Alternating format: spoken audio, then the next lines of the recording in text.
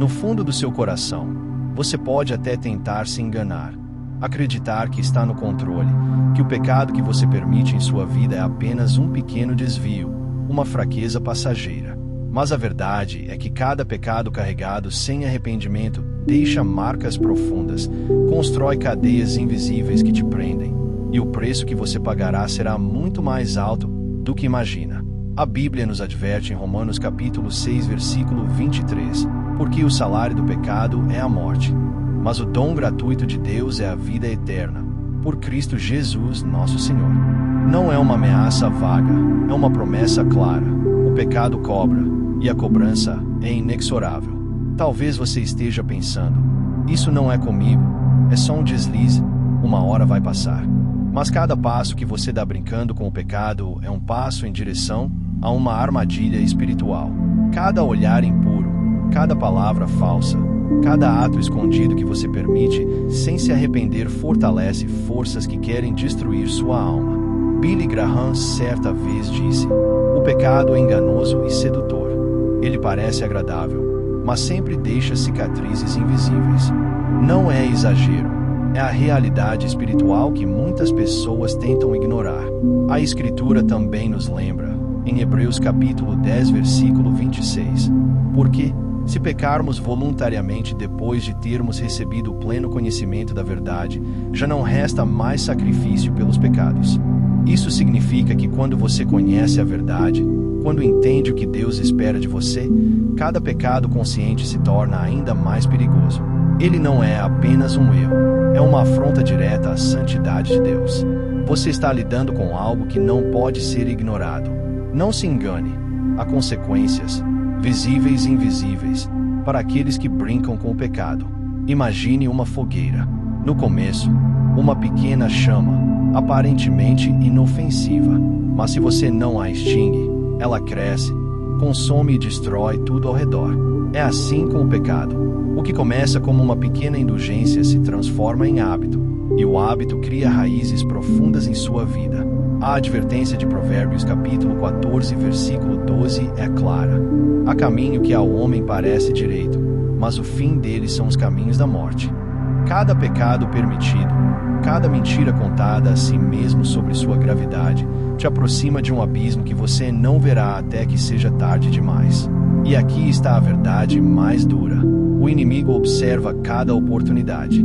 Ele se esconde nas sombras da sua mente, esperando que você baixe a guarda. Cada momento em que você se permite pecar é um momento em que ele se aproxima, e não para oferecer descanso ou alívio, mas para escravizar. Como Billy Graham alertou, o diabo não precisa trabalhar arduamente para nos derrubar. Basta nos fazer negligenciar a santidade que Deus nos chamou para viver. Ele não entra com trombetas e luzes.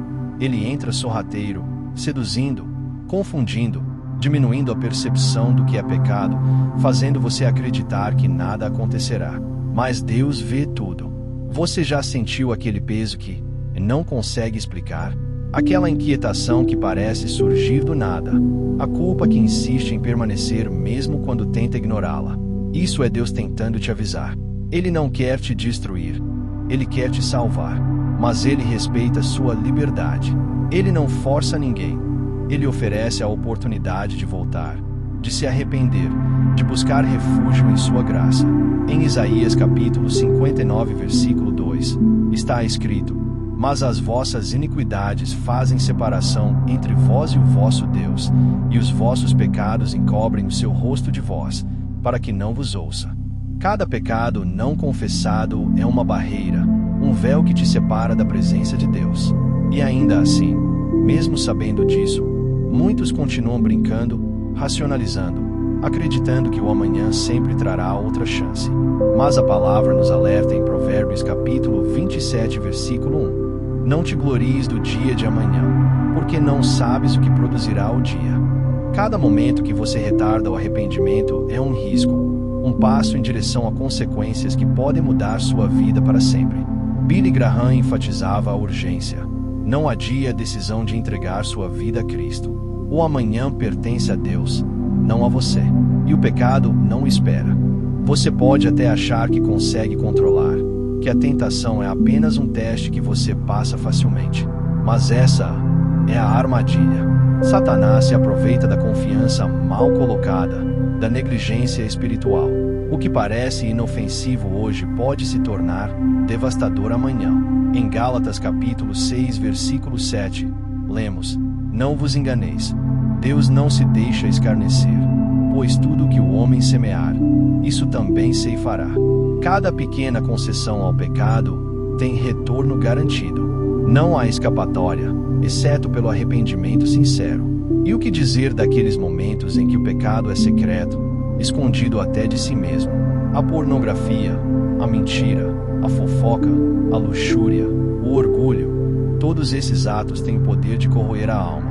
A Escritura nos alerta em Tiago capítulo 1, versículo 15. Então, havendo desejado, concebeu o pecado, e o pecado, sendo consumado, gera a morte. Não há espaço para meias verdades. Não há como brincar com o pecado sem que ele gere consequências.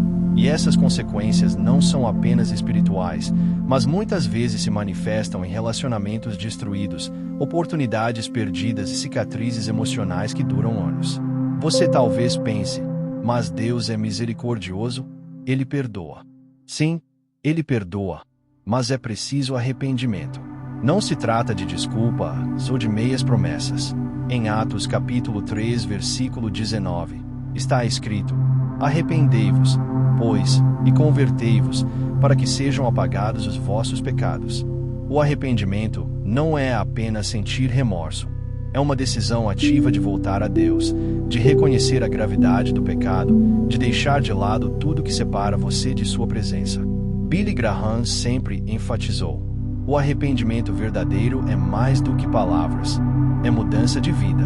É virar de frente para Deus e dizer: eu não posso mais viver assim, ponto. E mesmo diante dessa advertência, muitos continuam a brincar, a flertar com aquilo que sabem ser errado. E quanto mais tempo passam assim, mais difícil se torna. O pecado se torna rotina, a consciência se endurece e a sensibilidade espiritual diminui. Você começa a acreditar que está no controle, mas o controle já foi perdido há muito tempo. Em 1 Coríntios capítulo 10, versículo 12, lemos: Portanto, aquele que pensa estar em pé, veja que não caia. A soberba espiritual é uma das ferramentas mais usadas pelo inimigo para destruir os que se consideram fortes. É hora de abrir os olhos. É hora de confrontar sua própria vida, suas escolhas e seus hábitos. Pergunte-se: você está permitindo que o pecado dite o ritmo da sua vida? Você está ignorando os sinais de Deus que lhe alertam para se afastar do que destrói? Em Salmos capítulo 1, versículo 1, encontramos o contraste. Bem-aventurado o homem que não anda segundo o conselho dos ímpios, nem se detém no caminho dos pecadores, nem se assenta na roda dos escarnecedores. A diferença entre o que parece prazeroso hoje e o que é eterno amanhã é imensurável. Não há como brincar com o pecado sem pagar um preço alto. E a verdade é que Deus não quer apenas que você se afaste do pecado.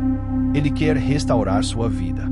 Ele quer transformar sua tristeza em alegria, suas falhas em aprendizado, sua culpa em libertação. Mas essa restauração exige sinceridade. Não é suficiente repetir palavras, é preciso agir, decidir, romper com o que mantém você cativo. Billy Graham disse: Deus não nos salva apenas da punição, Ele nos salva do poder do pecado. É essa libertação que Ele oferece a você hoje, se você decidir se voltar a Ele. Portanto, ouça este chamado com atenção.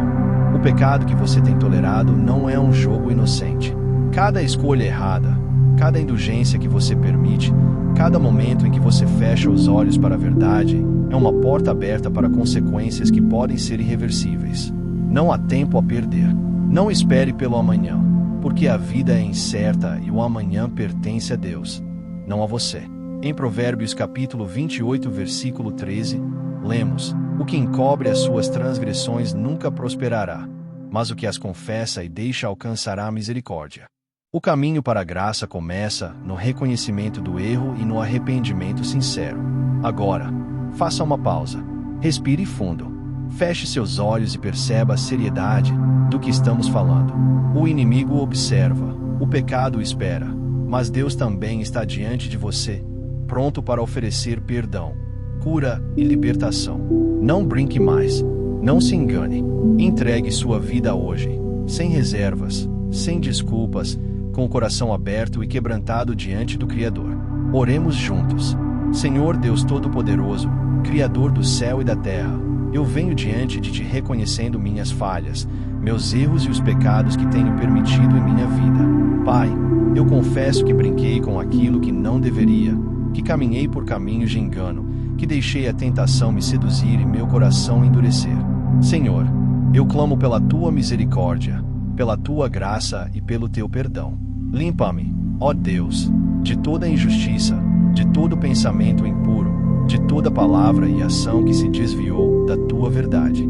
Renova meu coração, fortalece minha mente e faz-me viver conforme a Tua vontade. Ajuda-me a discernir o mal, a resistir à tentação e a andar em santidade diante de Ti. Que o poder do Teu Espírito Santo me guie, me proteja e me liberte de toda a escravidão espiritual, para que eu possa viver plenamente na Tua presença, cheio da Tua paz, da Tua alegria e do Teu amor. Em nome de Jesus Cristo, meu Salvador e Redentor, eu oro. Amém.